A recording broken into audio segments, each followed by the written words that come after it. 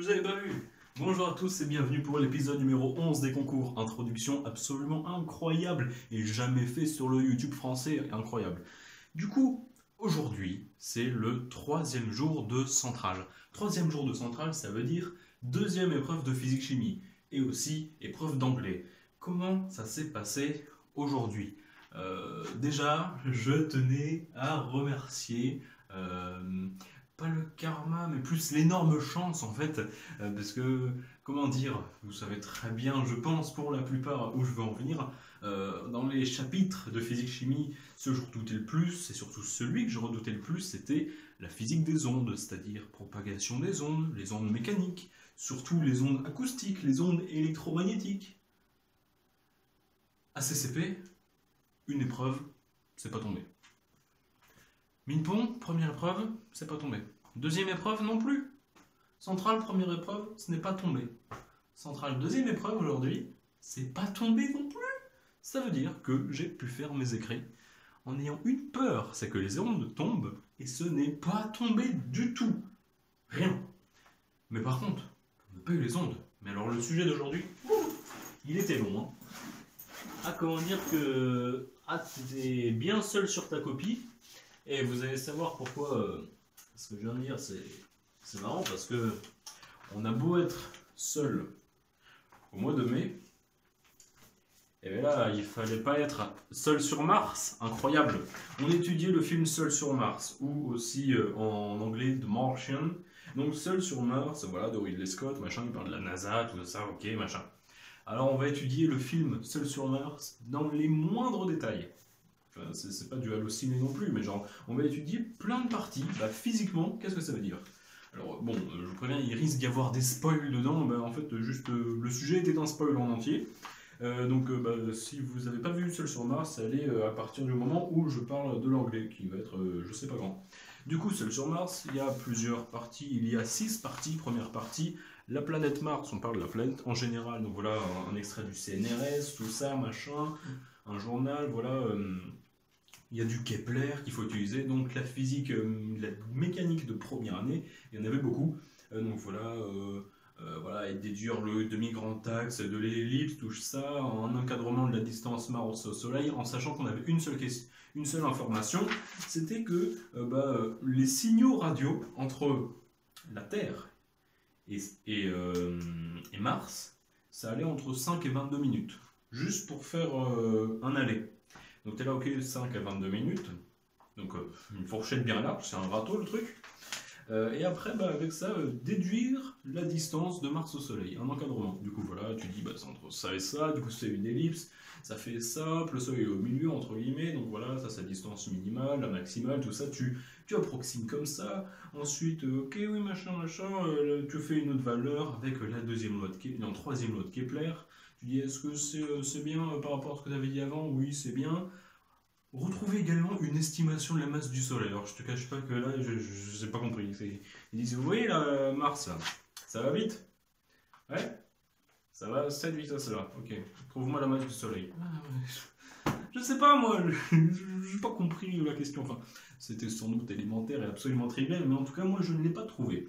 Donc, première partie de la mécanique de base, 3 questions qui sont quand même longues parce que très peu guidées. Comment te dire que... Enfin, ouais, c'était compliqué, en vrai. Enfin, pas compliqué, mais c'était très long. Et on pouvait s'y perdre. Deuxième partie, une tempête sur Mars. Vous avez vu, sans doute, je pense, du coup, ceux qui êtes restés, soit qui avaient déjà vu le film Seul sur Mars, ou alors qui n'ont pas peur de se faire spoiler. Au départ, voilà, des astronautes en mission sur Mars, mais il y a un problème, ils sont en pleine mission, mais il y a une grosse tempête, comme ils n'avaient pas prévu qu'il y ait de tempête. Et en fait, ils doivent tous vite rentrer au vaisseau, ça s'appelle le VAM, voilà, véhicule ascensionnel martien. Donc voilà à peu près à quoi ça ressemble, hein, voilà, c'est cette gueule-là et tout. Donc un vaisseau, ils doivent tous rentrer dedans, et ils doivent partir, parce que là c'est la merde, il y a une trop grosse tempête que ce qu'ils avaient prévu.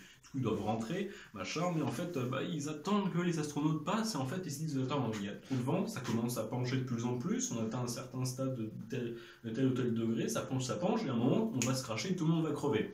Du coup, ils se disent, ok, on ne doit pas dépasser un certain angle, et si on dépasse cet angle-là, on s'en va, peu importe qui est en bas, parce que si, voilà, on laisse mourir ceux qui sont en bas, je ne spoil pas vraiment ce qui se passe dans le film, mais voilà, c'est pour éviter que tout le monde meure. Du coup, voilà, on étudie voilà, avec du vent. Voilà. On parle de l'atmosphère martienne, voilà, on trace le diagramme PD de l'eau, on dit s'il y a une dépressurisation du scaphandre, qu'est-ce qui peut se passer, pourquoi tu veux mourir, pourquoi tu peux mourir. Voilà, on parle des images du film, voilà, il y a des trucs dedans, voilà, des informations, la pression, oxygène, température dans l'environnement, dans le sud data, donc dans le scaphandre. Là, il y avait aussi une question un peu chelou, c'était ok, vous voyez là-dedans, oui, vous voyez Michel, là il y a marqué oxygène, 21%. La question c'était, un bon scientifique pourra s'étonner du pourcentage de dioxygène dans le scaphandre. Quel est le problème? En effet, Michel, vous voyez, 21,01%. Et nous avons à la fin de l'énoncé les données, voilà. Sur Terre, normalement, il y a 21% d'oxygène dans l'air respirable. Quel est le problème? On a 21,01 au lieu de 21. Personne de ceux avec qui j'ai parlé, personne n'a compris où était le problème. J'ai pas compris. Du coup, moi je crois que j'ai répondu quelque chose dans le mode en fait non, je vois pas le problème parce qu'il n'y a pas de problème, c'est extrêmement normal. Enfin bref, du coup, voilà, il parle de l'atmosphère martienne, la tempête, voilà, donc force, un peu, c'était force de traîner ou le terme qu'ils utilisent, enfin bref, en gros, voilà, la force avec du vent qui se met, voilà, quelle force il faut pour que ça contrebalance. Tu fais le théorème du moment cinétique, enfin non, tu sommes des moments, ça doit balancer, enfin bref. Ça c'est bon. Ensuite, dimensionnement des panneaux solaires. Petite machine d'ITERM de première année, donc la thermo de première année. Voilà, on dit voilà, machin, une pompe à chaleur, ok, ça a besoin de ça comme énergie, ok.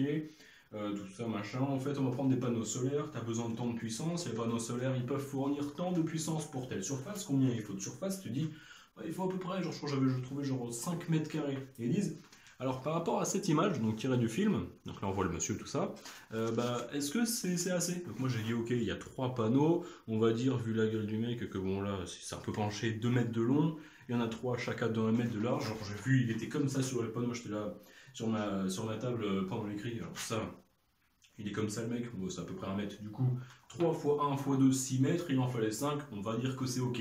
On va dire que c'est ok, donc voilà, un bon rendement, 3 panneaux solaires pour ça, je pense que c'est beaucoup, ça doit être des panneaux solaires du futur, hein. Bon, ils ont dit que c'était en 2035 je crois, bon, enfin tout ça voilà.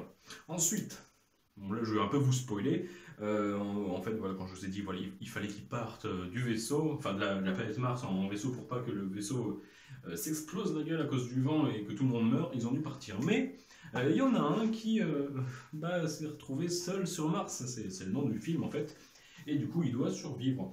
Et donc voilà, ils disent ok, voilà, il faut le sauver, Mark Watney, tout ça, machin, la trajectoire du vaisseau Hermès, du coup un peu de force centrale de première année, la mécanique, voilà, on voit le vaisseau Hermès absolument incroyable avec 12 000 panneaux solaires, tout ça. La trajectoire du vaisseau, comment ils vont le récupérer, voilà, ensuite petite orbite de transfert, mais alors expliquer, on n'a jamais eu expliqué comme ça, donc fallait beaucoup s'adapter au sujet, je trouve. Donc voilà, pas mal de recherches quand même, voilà, là-dessus, c'était un peu chiant quand même. J'ai pas très bien réussi cette partie-là. Ensuite, la récupération de Mark Watney, parce que en gros le truc, voilà, ils sont voilà, sur la Terre, voilà, ils sont en orbite au niveau de la Terre, ils sont dans l'ISS ou je sais pas quoi, ils donnent plus de poussée comme ça, ils vont plus vite que le truc, du coup ils ont plus d'accélération, au lieu de faire une trajectoire circulaire autour du Soleil, au même rayon que la Terre par rapport au Soleil, ils font une ellipse qui part, le petit côté, genre, voilà, le petit axe, tu vois, genre vraiment entre le Soleil et la Terre, c'est le petit bout de l'axe de l'ellipse et entre le Soleil, il s'arrange pour donner la bonne vitesse pour que en fait, l'ellipse, au bout du bout, ça soit au même niveau que l'orbite de Mars. Donc hop là, ils donnent plus de vitesse, si au final ils n'ont pas un cercle mais ils ont une ellipse, ils vont plus loin, et quand ils sont au bout de l'ellipse, en fait pour pas qu'ils reviennent, ils redonnent encore plus de vitesse à ce moment-là pour garder la même entre guillemets altitude, le même rayon par rapport au Soleil, ils sont au niveau de Mars, et normalement s'ils ont bien calculé, ils devraient arriver pile, quand ils arrivent au bout, hop, un peu de vitesse, et en fait voilà, ils sont à Mars. Mais en fait c'est chiant parce que s'ils continuent comme ça, s'ils redonnent pas de vitesse, et s'ils refont l'ellipse, ils vont revenir au niveau de la Terre, mais il faut que la Terre soit aussi à cet endroit-là. et en fait tu calcules, bon j'ai pas réussi cette partie là, mais voilà, ils disent ok, donc il faut être là au bon endroit, il faut que la Terre, parce qu'en elle tourne, hein, et t'attends pas pendant que tu fais ton trajet à Mars, donc voilà, tu fais ton ellipse, tu pars là-bas, la Terre elle continue à tourner, et si tu veux revenir en ellipse, bah, si elle se trouve de l'autre côté de l'orbite, bah, bon, c'est chiant parce que du coup tu vas repartir en ellipse, etc. Ça va être la merde. Du coup ils disent ok, c'est mieux de rester en orbite sur Mars, enfin au même niveau que l'orbite de Mars. Tu attends 780 jours, donc c'est long. Et enfin là tu donnes les gaz et là tu repars. Enfin non, tu freines un peu, tu freines, tu repasses en ellipse et là, bingo, tu dois arriver au niveau de la Terre. J'espère que j'ai bien expliqué. Pour moi c'était dans le plan, c'était plutôt visible. J'espère que ça n'a pas été trop mauvais pour vous. Donc voilà, voilà comment ils le récupèrent, mais en fait c'est pas tout, parce que une fois qu'ils arrivent au bout de l'ellipse, au niveau de Mars, là où il est censé être, lui il était sur Mars, voilà, il restait une espèce de module de fusée, il monte et tout, mais en fait en haut tu vois il a que dalle, genre même pas 100 mètres de la station, donc par rapport aux distances genre Terre-Mars, c'est vraiment ridicule, hein. Mais quand même 100 mètres pour un humain, t'as pas des bras de 100 mètres quoi, donc bon, il fallait se rapprocher, mais du coup il était trop loin, du coup il doit percer un trou dans la combinaison et avec l'expulsion des gaz, voilà, aller les chercher, parce qu'il est trop loin, et puis eux, comme ils vont trop vite aussi, il y a des modules, donc on voyait là, le vaisseau Hermès, ici on voit les différents modules, et en fait devant il y a des petits modules de service là, ils disent ok, dedans il y a du gaz, on va faire entre guillemets, on va ouvrir devant, ça va éjecter les gaz, ils avancent comme ça, hein, ça va éjecter les gaz pour le ralentir, comme ça, entre guillemets, la collision avec le mec, ça va pas être trop chaud, tu vois, trop compliqué, du coup voilà, tu calcules voilà, la vitesse du truc, combien d'énergie cinétique tu dois perdre, c'est un peu chiant. Mais au final, moi je trouvais que ça allait, c'était pas trop dégueu. Enfin bref, du coup, voilà pas mal de trucs là-dessus. Et est-ce qu'on a encore des questions? Oui, on a des questions. Bon, je ne cache pas que le reste, je l'ai pas trop traité, je crois. Si peut-on cultiver des pommes de terre sur Mars? Parce que comme il doit attendre à peu près l'équivalent d'un ou genre un an ou deux, enfin je sais plus trop, enfin pas mal de centaines de jours, tout seul il doit bien manger, tu vois. Parce qu'ils avaient prévu de partir pas longtemps après le temps où qu'ils sont vraiment partis. Du coup, voilà, il doit se rationner et tout, machin, manger moins. Il doit faire cultiver des patates. Ensuite, c'est quoi? C'est un peu de chimie? Oui, la chimie, mais ça, j'ai pas traité la chimie. Donc bon, voilà, il y a un peu de tout. Voilà, des lois de vitesse, des équations chimiques. J'ai pas traité cette partie-là, donc je peux pas trop vous en dire plus. Des équations différentielles en chimie, incroyable ça. Et au total, voilà, des bactéries, tout ça, incroyable. 45 questions au total. Ouais, c'était long. Il y avait beaucoup de choses. Sur les 45, je crois que j'en ai traité. Comme à chaque fois quand je vous dis combien j'en ai traité, c'est-à-dire que si par exemple il y a en deux parties, deux questions, si j'ai réussi avec la première, je la compte pas du tout parce que je me dis si j'arrive pas à faire deuxième partie, c'est qu'il y a une chance sur deux, t'as soit faux le début, donc dans ce cas je compte pas. Donc si on en enlève toutes celles que j'ai réussi qu'à moitié, je crois en avoir fait 22 sur les 45, donc je pense faites juste un petit 17-18 sur les 45, donc bon, après de ce que j'ai entendu, c'était très long, pas finissable, mais comme tous les sujets centrales, après, est-ce que j'ai plus ou moins réussi? Je pense que c'est pas la meilleure épreuve que j'ai faite, mais sinon, voilà, dans l'ensemble, plutôt respectable. Donc là, ceux qui voulaient pas se faire spoil, vous pouvez revenir pour l'anglais. Du coup, ça c'était le matin, voilà, 4 heures de physique, dernière épreuve écrite de physique, c'est fini. Ensuite, on passe à l'anglais. Alors, l'anglais, qu'est-ce qu'on a en anglais? C'était synthèse de documents, pas forcément de texte en anglais. Donc, pour dernière synthèse de documents, c'était CCP. On parlait des whistleblowers, ceux qui sont au courant des espèces de fraudes gouvernementales et qui en alertent le peuple pour savoir ce qui se passe, type Eric Snowden, quand il y a eu... non, Edward Snowden, quand il y a eu toutes les histoires voilà, de... surveillance de masse un peu illégale, tout ça, il travaillait au CIA, il a dit les gens, je sais qu'il se passe quelque chose avec vos données, c'est pas bien, il a failli mourir, je sais pas quoi, en Russie, enfin bref, du coup, ça c'était les mecs qui prévenaient les gens qui avaient de la merde. Là un peu de même délire, voilà, essayer de prévenir les gens dans le monde et tout, c'est un peu, pas une conspiration, mais presque.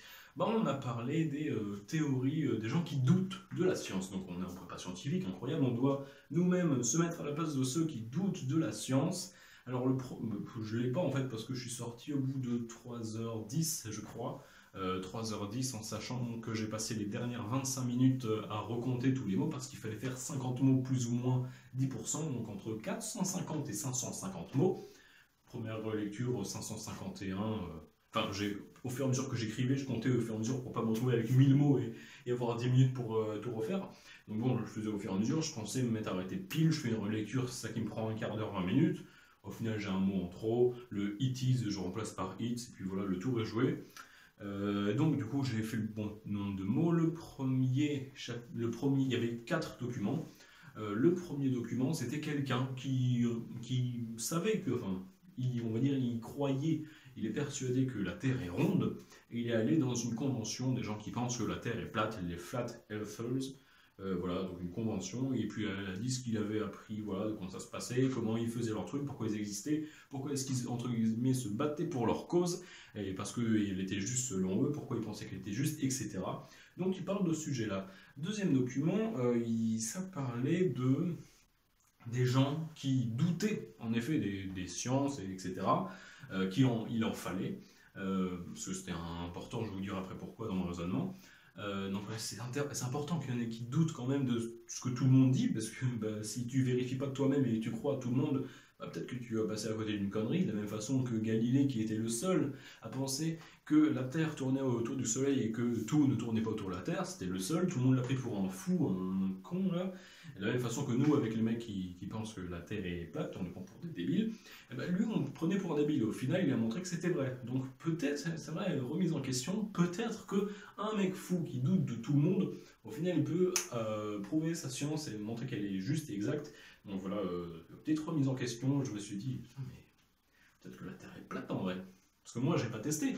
Moi personnellement je n'ai pas vérifié, je crois tout le monde, tout ça, ah, ok, je crois, physiquement ça a l'air possible, oui. Mais toutes les données qui me disent que physiquement c'est possible, c'est pas moi qui les ai établies. Donc au final je crois des gens qui me font croire que croire eux c'est bien de les croire. C'est compliqué. Enfin bref, du coup, il y avait tout un délire là-dessus. Deuxième document, c'était ça. Troisième document, c'était le script d'un épisode de Friends. Voilà, où il y a Phoebe qui pense que machin, la théorie de l'évolution, c'est pas possible parce que elle comprend pas, il n'y a pas trop de preuves. Je connais pas trop les personnages, hein. C'est peut-être un personnage masculin, mais je pense que non. Enfin bref, du coup, c'est pas trop et tout, elle a besoin de preuves, et puis l'autre, il lui dit, mais si, moi j'ai des preuves et tout, je t'en donne plein, mais pourquoi tu ne peux pas croire ce que je te dis? Il faut me croire, il n'y a qu'une seule possibilité, la théorie de l'évolution, c'est la vraie, et c'est la seule, et c'est tout, machin, et puis elle veut pas le croire, et puis en fait, elle a envie, juste qu'il y ait deux opinions différentes, en mode, toi tu crois que c'est vrai, moi je crois que c'est pas vrai, et puis en vrai, ce reste quitte là, mais de la même façon qu'il y a des partisans de la Terre plate qui sont un peu vénères et qui veulent prouver à tout le monde qu'ils ont raison, bah là le mec dans Friends dit non, c'est faux, tu penses que la théorie de l'évolution n'existe pas, je dois absolument te prouver que tu as tort. Et dans ce cas-là, il y a les deux extrêmes, ça se bat en couille. Et quatrième document, c'était un mec au tableau, il y avait marqué Einstein, Darwin, Galilée et Newton, donc théorie scientifique, et de l'autre côté, la théorie conspirationniste, enfin conspiracy theories, enfin terroristes, tout ça, machin, le fait que le climate change c'est faux, tout ça, machin, que la théorie de l'évolution c'est faux, tout ça, donc plein de bullshit et puis plein de trucs prouvés scientifiques, et il montre avec ses mains où chacun est aussi bon que l'autre. En fait, au final, je vais vous dire vite fait parce que là c'est un peu long comme vidéo, je vous cache pas. Je vous remercie si vous êtes resté depuis le début, j'espère que je vous ai pas trop ennuyé. Du coup, en gros, j'ai fait première partie. En gros, mon plan c'était dans quelle mesure est-ce que les gens sceptiques c'est bien? Et en gros je disais que bah oui, on a besoin de gens sceptiques pour remettre en cause la théorie, parce qu'à chaque fois qu'on remet en cause une théorie, soit on la plonge plus dans sa vérité parce qu'elle était vraie, on a prouvé encore plus, et là il y a de moins en moins de doutes à avoir. Mais d'un autre côté, si c'était faux, on peut se rendre compte que c'est faux et qu'en fait on s'est berné depuis le début et on découvre des trucs absolument incroyables qu'on n'attendait même pas, et c'est grâce à des mecs qui contredisaient tout le monde qui au final ont eu raison, et ça a tout révolutionné, tel que Galilée, ce fut le cas pour lui. Et donc voilà, je dis première partie, il en faut, machin, mais d'un autre côté, s'ils sont trop sceptiques, c'est un peu chiant tout ça, et puis au final j'ai fini en mode... ou alors c'est bien qu'il y ait des gens qui essayent de prouver les théories, c'est bien qu'il faut qu'il y ait des gens toujours qui croient le contraire et soient persuadés et font en sorte de prouver le contraire, ou du moins d'essayer de se persuader, d'essayer de prouver. En gros, je pense, voilà, quand tu as prouvé un sens, La chose juste après, c'est ce qu'a fait Stephen Hawking. En gros, il a essayé de prouver un truc, et puis une fois qu'il a trouvé, il a passé tout le reste de sa vie à prouver le contraire. Comme ça, bah, si la deuxième partie il réussit, bah, il voit qu'en fait tout le début c'était de la merde. Et en fait il se rend compte bah, que c'est l'un des deux, et puis c'est celui qui trouve le plus vrai. Et donc en fait, peut-être que ce qu'il a mis tout au début, il n'arrive pas à prouver que c'est faux. Et dans ce cas, bah, ne pas prouver que c'est faux, ça ne peut pas dire prouver que c'est vrai. Mais comme il a prouvé que c'était vrai en première partie, on va dire que c'est oui. Du coup, il essaie toujours de réfuter son hypothèse. Donc c'est pour ça, je pense que c'est bien d'essayer de prouver des hypothèses. Et en même temps, d'autres gens essaient de les réfuter parce que, comme ça, de fil en aiguille, on arrive à trouver des trucs absolument incroyables et c'est génial et tout le monde s'enjaille. Mais d'un autre côté, il ne faut pas qu'il y ait des extrêmes. Voilà, quand les gens sont persuadés que c'est faux, à un moment, écoute la raison. Voilà, les gens qui vaccinent pas leurs enfants parce qu'ils pensent que ça cause l'autisme, je pense savoir de quel côté se cache l'autisme. Pas la peine de chercher. Enfin bref, du coup, quand ils sont persuadés, oui, c'est bien de douter de la science, mais quand on te donne 1001 preuves, à un moment, il faut essayer de comprendre que tu as peut-être tort un peu quand même. Enfin bref, sur ce, c'était un peu long. Sur ce, je vous laisse. Je vous dis à la prochaine, à demain, pour le tout dernier épisode de Central. C'était les histoires d'un PSI. Incroyable dernière outro que je fais comme ça parce que c'est nul de chier. Sur ce, je dis à la prochaine. Plus.